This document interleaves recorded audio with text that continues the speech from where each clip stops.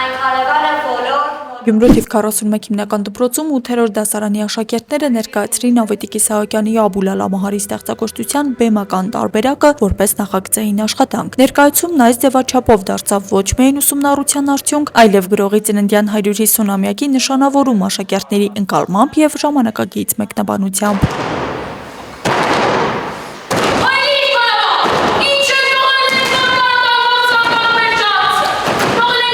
Սա գալիս է ապացուցելու, որ Ավետիք Իսահակյանի խոսքը մեր դպրոցում կա, ինչն ինձ համար խիստ կարևոր է, հայ դասականներին ծանոթացնել մեր աշակերտներին եւ նրանց դերն ու ծանր կշիռը մեր գրականության մեջ եւս մեկ անգամ փաստել։ Դերասանական խաղը, շարժումը, խոսքը եւ երաժշտական լուծումները միավորվել են մեկ ընդհանուր գաղափարի շուրջ, փորձելով պատասխանել գլխավոր հարցին՝ ինչ է նշանակում լինել մարդ։ Ինձ համար կարևոր է, որ սովորողները եւս մեկ անգամ իրենց ներկայացմամբ եւ յուրովի մատուցմամբ ցույց տվեցին, զգալ տվեցին, նաեւ հասկանալ ու հիշել տվեցին, թե ինչ բան է կամ ինչ է նշանակում լինել մարդ։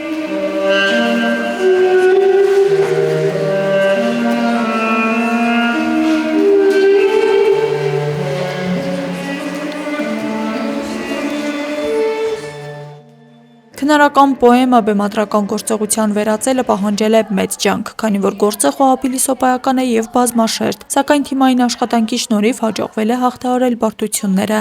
Ստեղծել ենք մի նոր աշխարհ, որտեղ Մահարին ոչ թե ծեր մի ողջ կյանք ապրած իմաստուն է, այլ դեռահաս պատանի, դեռահասության շրջանի դժվարությունների կրող անհատ։ Մեր մոտ պատանիներ են, ովքեր դեռահասությանը չրճափուլերի, անկումների, տրամադրության, բնավորության անցումների այս կայացման մասին է բեմադրությունը։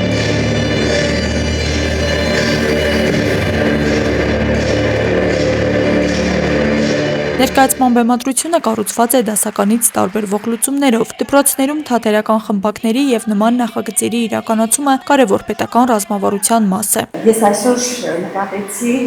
որ այնքան լավ էր մարսված այս նյութը, այնքան լավ եք աշխատել, որ երեխաները լավ էին յուրացրել, շատ բարդ բազմաշերտ կերպար էր, որ նրանք կարողացան ճիշտ ներկայացնել։ Այս ներկայացմամբ Գյումրու թիվ 41 հիմնական դպրոցը եւս մեկ անգամ ցույց է տալիս, թե ինչպես կարող է նախագծային ուսուցումը դառնալ գրականության ընկալման, համախմբված աշխատանքի եւ ստեղծագործական փորձառության արդյունավետ հարթակ, առանց ձևականության, բայց հստակ կրթական նպատակով։ Աստղիկ Խաչատրյան, Խանովանեսյան, այսօր։